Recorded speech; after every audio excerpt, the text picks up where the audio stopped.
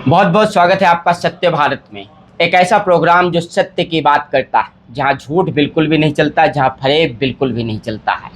आज इसी सत्य की पड़ताल में मेरे साथ हैं नगर पालिका के चेयरमैन नरेंद्र गुप्ता। बहुत 90 करोड़ का एक बजट आपने प्रस्तुत किया। पहली बात तो ताजमहल जो आगरा का है, कहते हैं बड़ा आश्चर्यजनक है।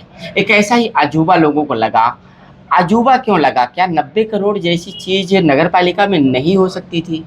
लिमिट में लोगों की सोच हुआ करती थी और वो सोच बहुत छोटी होती थी, तो उसी के सापेक्ष बजट होया करता था। मैं भी 8 वर्षों से, जब मैं यहाँ पर नगर पालिका का प्रथम बार यहाँ अध्यक्ष बना था 2017 में, तो 17 में भी लगभग 15 करोड़ के आसपास का बजट हुआ करता था कि उत्तर प्रदेश मुख्यमंत्री जी के निर्देशन पर नगरों के लिए 8 से 10 योजनाएं बनाई गई हैं जो अलग अलग पृथक पृथक तरीके के कार्य करते हैं। और ये जो बजट है सौरभ जी, ये जो बजट प्रस्तुत किया गया है, ये केवल आप वही चीज है, जब तक बेटा नहीं रोता है तो माँ भी दूध नहीं पिलाती है।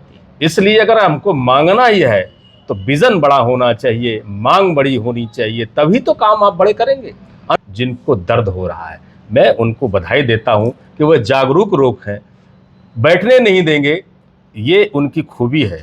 और मैं तो उनके दिल में बसता हूं, मैं उनके दिल में बसता हूं। मैंने काम किया है और काम करने के हसरत रखता हूं, कोई कसर नहीं सुनूंगा। जनता का पैसा जनता के काम में लगेगा, यह वादा मेरा आपसे। जब विधानसभा चुनाव के ठीक पहले जिस प्रकार का बजट आपने प्रस्तुत किया है, तो नगर के अंदर ऐसे बजट की कल्पना भी कोई नहीं करता था। आपने एक सोच की बात करी कि सोच बड़ी होनी चाहिए, तो कहीं ना कहीं लोग इसको विधानसभा चुनाव से रिलेट कर रहे हैं। रहा सवाल भविष्य का, भविष्य ना आपने देखा है और ना मैंने देखा है, लेकिन हाँ ये कह सकता हूँ कि भारतीय जनता पार्टी का मैं सिपाही हूँ। अगर पार्टी मुझे कहेगी कि आप कोई भी काम करो, मैं उस काम में पीछे नहीं हटूंगा।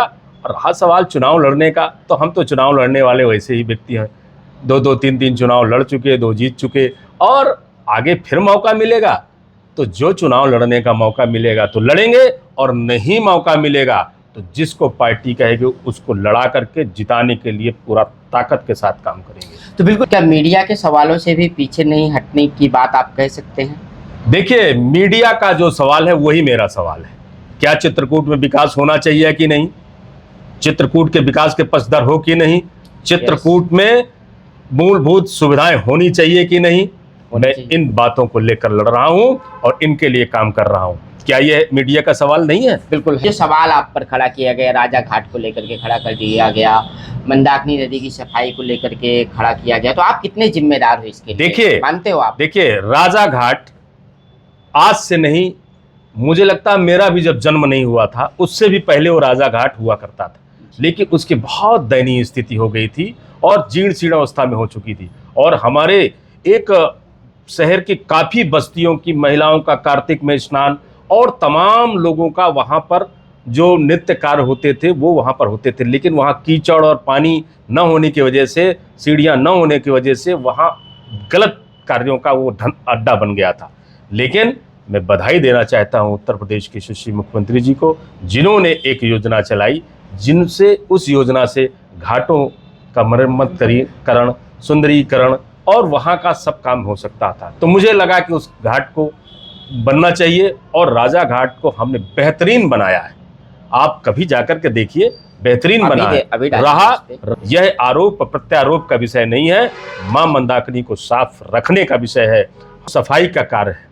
वह अगर दायित्व में आए तो वह नगर पालिका का नहीं है, वो सिंचाई विभाग का आता है। लेकिन हम अगर इसमें जाएंगे तो हम गंदगी करते रहेंगे। इसलिए हम हर व्यक्ति की यह जिम्मेदारी है कि मां मंदाकिनी साफ हो, बिल्कुल हमारा सबका योगदान हो। और मैं भी इस पक्ष में हूं कि मां मंदाकिनी स्वच्छ, साफ, अविरल बहे। इंटरव्यू का मतलब होता है इनरव्यू, जो अंदर की बात निकल रही है कि 90 करोड़ के विकास के बजट के साथ साथ आपके विकास पर, आपके जीवन का विकास क्या है और आपने व्यक्तिगत क्या विकास कर लिया है, इस पर सवाल खड़े करके कह रहे हैं आपके ही विरोधी। ये सत्य है। वह आय इतनी अधिक है कि लोग सुनेंगे तो हो सकता है उनको दिक्कत हो। इससे ज़्यादा 90 करोड़ से ज़्यादा? मेरी बात को सुने आप, मैं आपको इसलिए कह रहा हूं कि लेकिन मेरा प्रथम कर्तव्य यह है कि मैं जो धन अर्जित कर रहा हूं अपने जनपद के विकास में कुछ बनाऊं। जैसे मैंने अपना होटल बनाया जो चित्रकूट के विकास में एक मील का पत्थर साबित हो रहा है। पर्यटकों को सुविधाएं मिल रही है। चित्रकूट का नाम जहां धर्मशालों के नाम से जाना जाता था, आज अच्छे होटलों के नाम से दिल्ली से लेकर बंबई तक आने वाला आदमी यहाँ रुक करके अपने आप को सहज महसूस करता है। हर आदमी पैसा कमाता है, लेकिन वो पैसा दिल्ली, बंबई, लखनऊ, गुजरात में लगाता है। मैं कहता हूँ वहाँ नहीं, अपने जन्मभूमि पर लगाइए। मुझे हराम की खाने की आदत नहीं है। आपकी फोटो के नीचे जब से 236 लिख गया है, तो जनता आप पर कैसे विश्वास करे और किस प्रकार से आप जन सुनवाई करेंगे? जनता की कैसे उनकी समस्याओं को आप हल करेंगे? देखिए सौरभ जी, जनता ने विश्वास, जो आप प्रश्न कह रहे हैं, विश्वास किया है। और विश्वास एक बार नहीं, वो 2 बार किया है। और विश्वास इस तरह से किया है जो इतिहास में कभी किसी के ऊपर नहीं किया है। इस जनपद में किसी नेता के ऊपर नहीं किया है कि लगातार एक ही पद पर 2 बार कंटिन्यू किसी को भी मताधिकार नहीं मिला है। पूरी तरह से जन बल के साथ नहीं मिला है। मैं वो शख्स हूँ ईश्वर की कृपा से, जनता के असीम प्रेम और आशीर्वाद से, कि निरंतर मुझे स्नेह मिला है। और आज भी मैं इस बात को मानता हूँ कि उत्तर प्रदेश के मुख्यमंत्री जी के निर्देशन पर इस जनपद में जो विकास की कड़ी होनी चाहिए, निरंतर उसको करने का हम प्रयास कर रहे हैं। और जैसे लेके नहीं आते, चिल्लीमल से लेकर के खमरिया तक, और खमरिया से लेकर के हरदौली तक, और हरदौली से लेकर के आपका करौली तक, सारे जगह के लोग आते हैं और मैं सबका काम करता हूं। मेरे बस में जो भी है मैं पूरा प्रयास करता हूं। यही मेरी सबसे बड़ी सफलता, यही मेरी सबसे बड़ी जीत है, ये कहा है नगर पालिका के अध्यक्ष नरेंद्र गुप्ता ने। बने रहिएगा लगातार मेरे साथ सत्य भारत में। जय हिंद, जय भारत।